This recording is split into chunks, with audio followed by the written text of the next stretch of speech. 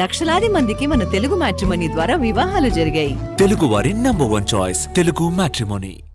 బీసీలకు మేలు జరుగుతుందనే కులగణను ప్రతిపక్షాలు నేరుగా వ్యతిరేకించకుండా ప్రభుత్వంపై విమర్శలు చేస్తున్నాయని డిప్యూటీ సీఎం భట్టి మండిపడ్డారు. కులగణన సర్వేలో కూడా బీఆర్ఎస్ నేతలు పాల్గొనలేదన్నారు.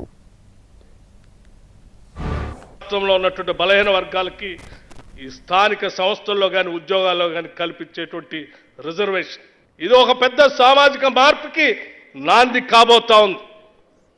అటువంటి సామాజిక మార్పుకి నాంది కాబోతుంది కాబట్టే దాన్ని నేరుగా వ్యతిరేకించలేక కులగణనలో కనీసం పార్టిసిపేట్ చేయనటువంటి టీఆర్ఎస్ పార్టీకి సంబంధించిన నాయకత్వం, భారతీయ జనతా పార్టీకి సంబంధించిన నాయకత్వం ఎక్కడ బీసీలకు మేలు జరుగుతుందో అని చెప్పి దాన్ని వ్యతిరేకించడం కోసం నేరుగా వ్యతిరేకించలేక ఇండైరెక్ట్గా ఈ రాష్ట్ర ప్రభుత్వం పైన అవాకులు చవాకులు పేలుతా ఉంది.